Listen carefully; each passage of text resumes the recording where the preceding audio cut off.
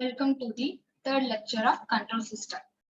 I am Pravina, Assistant Professor from Department of Aeronautical Engineering, Bharat Institute of Higher Education and Research.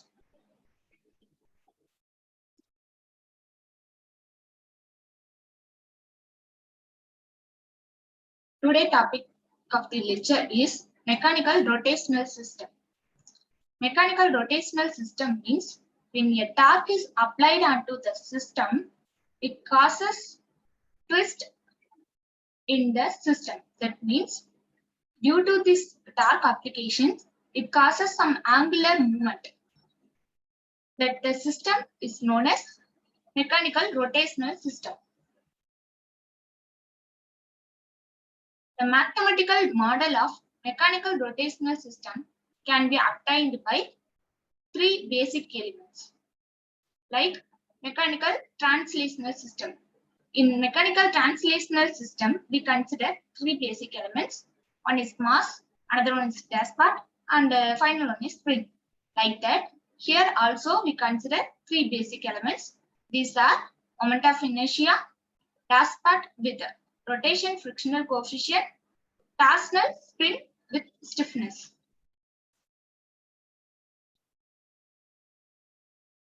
This is the diagram for mechanical rotational system.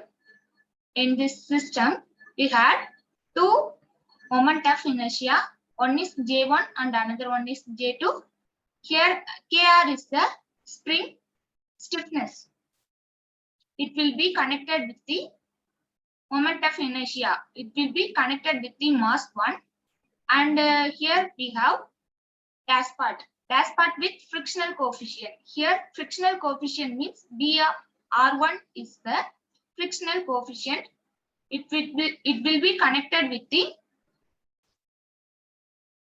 both mass 1 and mass 2. And here P of R2 is the frictional coefficient. It will be connected with the moment of inertia 2. Here theta 1 is the angular displacement due to the applications of the torque. And here theta 2 is the angular displacement due to the torque applied on that system. Then in translational system, we are considering force balance equations for idealized mass, dashpot and springs. Similarly, here also we want to calculate what is force balance equations of idealized mass and idealized dashpot and spring. Now consider idealized mass element. That means here moment of inertia, which has negligible amount of friction and negligible amount of stiffness. Spring elastic stiffness. Here when let torque is applied onto the system, by Newton's second law of motion, the torque is equal to the opposing force offered by the moment of inertia or dashpot or spring. Here we consider only moment of inertia only. So here torque is opposed by the opposing force due to moment of inertia.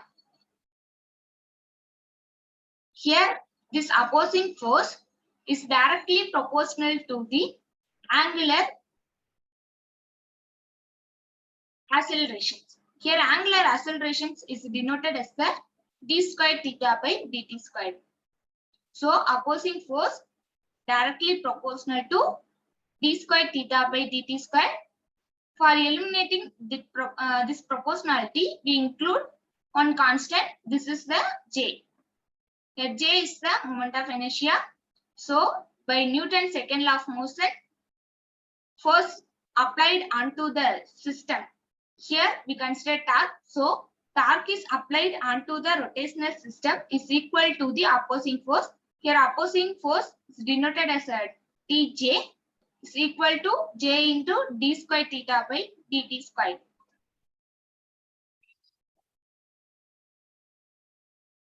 Next we move to Force balance equation for idealized dashpot. Here we consider only dashpot. So idealized dashpot is not real. It's only for our assumptions for mathematical model. Here B is the dashpot which has negligible amount of moment of inertia and negligible amount of elastic stiffness.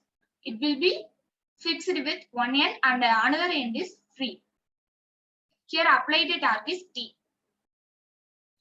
This applied torque is opposed by torque, opposing torque due to friction. So TP is the opposing torque. Here this opposing torque is offered by angular velocity. Here angular velocity is denoted by d theta by dt. So for eliminating this proportionality, we include one constant. Here B is the constant. So dP equal to B into t theta by dt. Suppose dashpot has angular displacement at both ends. Suppose the torque, due to the torque, the angular displacement occurred in both ends. So the equations will be modified like that. dP is directly proportional to d by dt of theta 1 minus theta 2. Here TP is the opposing force due to dashpot. dP equal to B into d by dt of theta 1 minus theta 2. So by Newton's the second law, T equal to dP of dP equal to B into d by dt of theta 1 minus theta 2. Now we move to force balance equations for idealized spring. Now considering spring which has negligible amount of moment of inertia and a negligible amount of frictional coefficient. So when torque is applied onto the system, it will be opposed by opposing force due to spring. So opposing force will offer the angular displacement. Here angular displacement is theta. So dk is directly proportional to theta. By eliminating proportionality, we include one constant. This is the stiffness coefficient. Tk equal to the k into theta. By Newton's second law, force is equal to the opposing force. So T is equal to the Tk is equal to the k into theta. Suppose both end will be free. Then the opposing torque proportional to the differential angular displacement.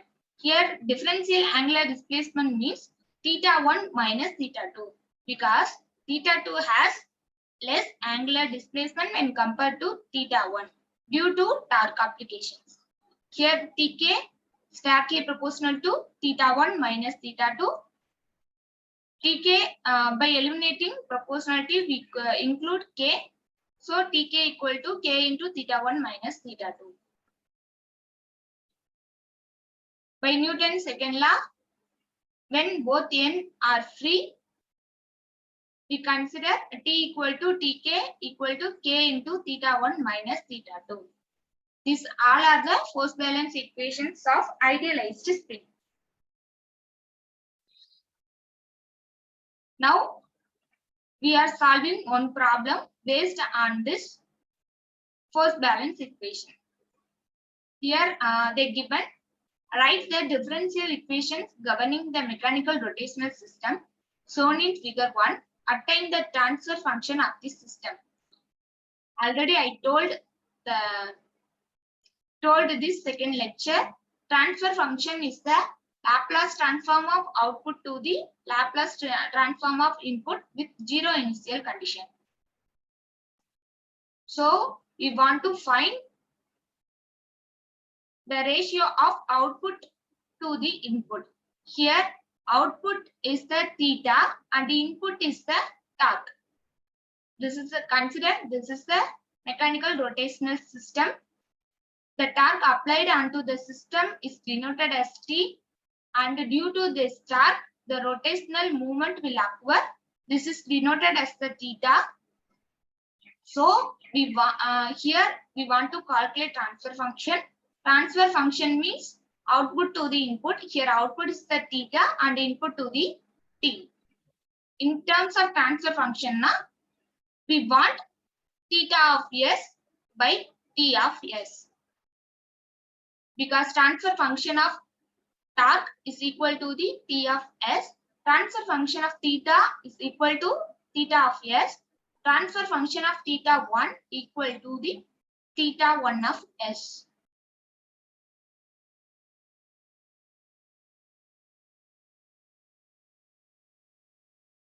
Here there are two mass moment of inertia are there. One is J1 and another one is J2. Here the torque is applied in mass moment of inertia, and K means, here K means denoted as a spring. It will be connected with in between both mass moment of inertia 1 and the mass moment of inertia 2. Here dash part will be connected only with J2. J2 means mass 2. Now we draw the free body diagram for mass 1. When considering mass 1, only the spring will be connected with mass 1, and due to the torque applications, the theta 1 angular displacement is theta 1 and torque will be applied. Here applied force is torque and the opposing force is due to mass moment of inertia 1 and opposing force due to spring, because only spring will be connected with in between mass moment of inertia 1 and 2. So T of J1 equal to the J1 into d squared theta 1 by dt squared from force balance equation. We know Tk equal to K into theta 1 minus theta 2. Why? Here we subtract theta from theta 1 because K is connected in between mass moment of inertia 1 and mass moment of inertia 2. So we consider both angular displacement. So this spring will offer the differential angular displacement. Here differential angular displacement means theta 1 minus theta. By Newton's second law, we know force applied onto the system will opposed by the opposing force offered by the elements. Here there are two elements only considered. One element is mass moment of inertia 1 and another one is spring. So T is equal to the T of J1 plus T of K. We know T of J1 value is J1 into d squared theta 1 by dt squared plus Tk means K into theta 1 minus theta equal to T. This is considered as equation 1. Here we multiply K into these two terms. So we get J1 t squared theta 1 by dt squared plus K into theta 1 minus K into theta equal to T, because K is common for both theta 1 and theta.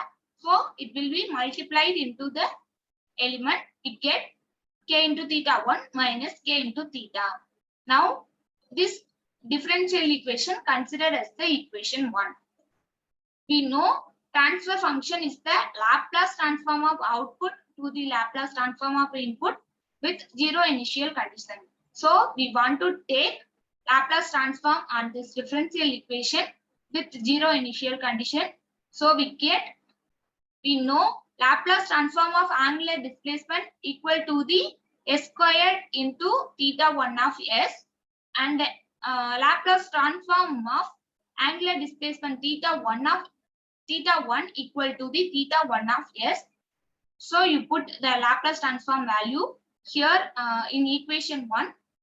So we get J1 S square theta 1 of S plus K theta 1 of S minus K into theta of S equal to T of S. Here we have theta 1 is common for both J1 S square and K. So we take into out theta 1 of S, we get J1 S square plus K into theta 1 of S minus K into theta of S equal to the T of S. Consider this is the equation 2. Next, here we have only two mass moment of inertia. First, we draw the free body diagram for mass 1 and we draw the free body diagram for mass 2. Here we consider second mass moment of inertia. It will be dash part will be connected only with mass moment of inertia 2 and spring will be connected in between mass moment of inertia 1 and inertia 2. And considering this mass moment of inertia, F of K is equal to the J K into theta minus theta 1 because here the theta value is higher when compared to theta 1 of S.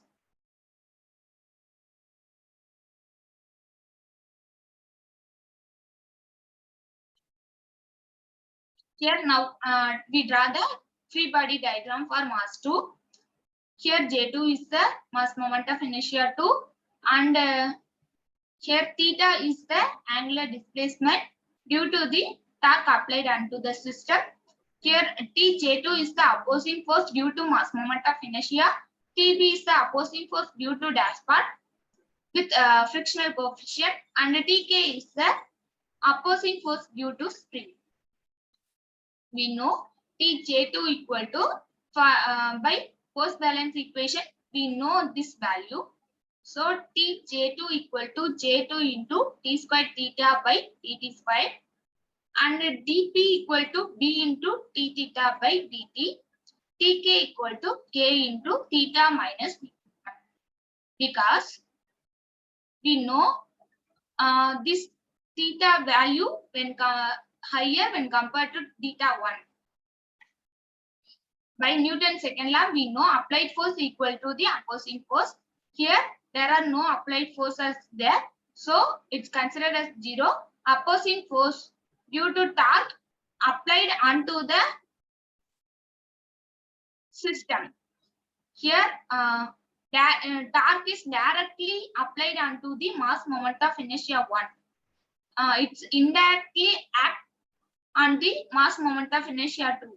So, we consider torque only in the mass moment of inertia 1. We didn't consider torque in the mass moment of inertia 2 because it's not directly acted. So it's considered as 0.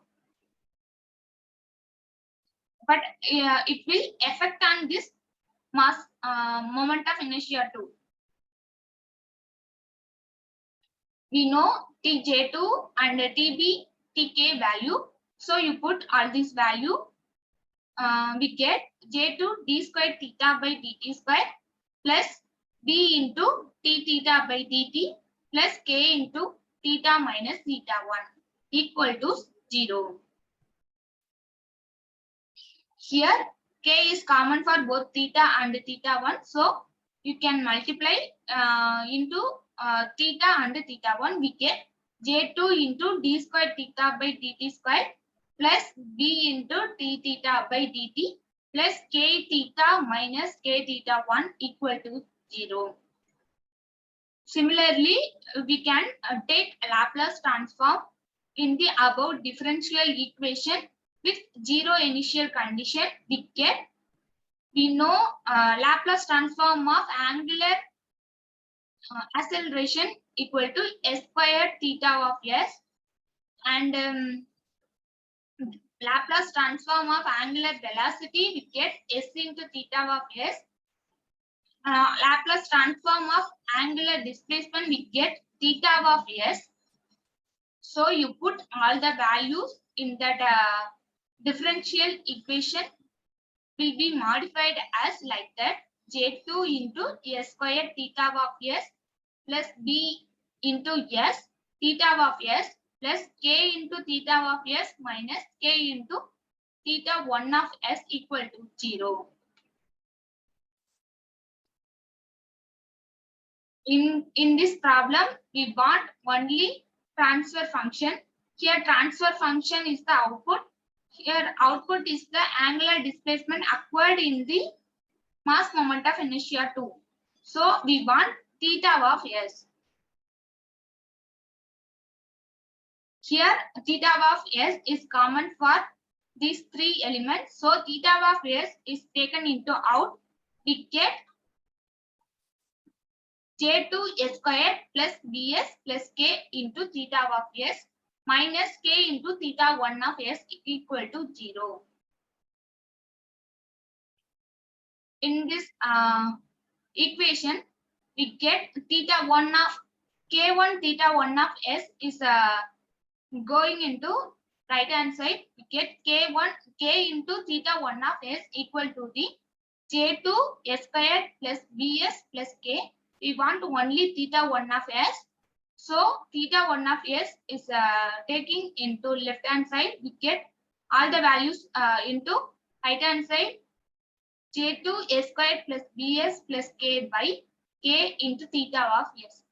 Now we get all the values of theta 1 of S in terms of theta of S.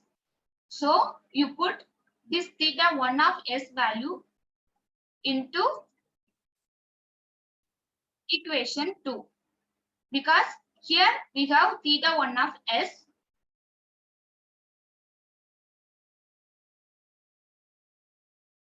Instead of this theta 1 of S, you put this value, we get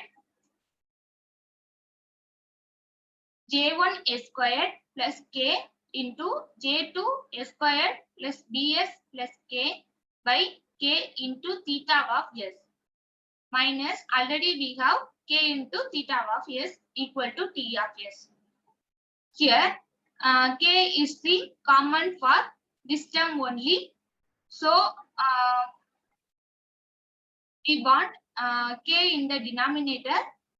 So K can be multiplied into this term. We get so this equation will be modified like that J1 S squared plus K into J2 S squared plus BS plus K minus K squared divided by K into theta of S equal to the T of S. Here we have theta of S and we have T of S. We want output to the input. So theta of S divided by T of S equal to the K by J1 S squared plus K into J2 S squared plus BS plus K minus K squared. Finally, we get the transfer function from that mechanical system. So we have differential equation governing the system for mass moment of inertia. One is J1 d square theta 1 by dt square plus K into theta 1 minus K into theta equal to T. Differential equation governing the system due to mass moment of inertia 2 is J2 d square theta by dt square plus B into T theta by dt plus K theta minus K theta 1 equal to 0. Final transfer function of the system is theta of S by T of S equal to K by J1 S square plus K into J2 S square plus BS plus K minus S square. Thank you.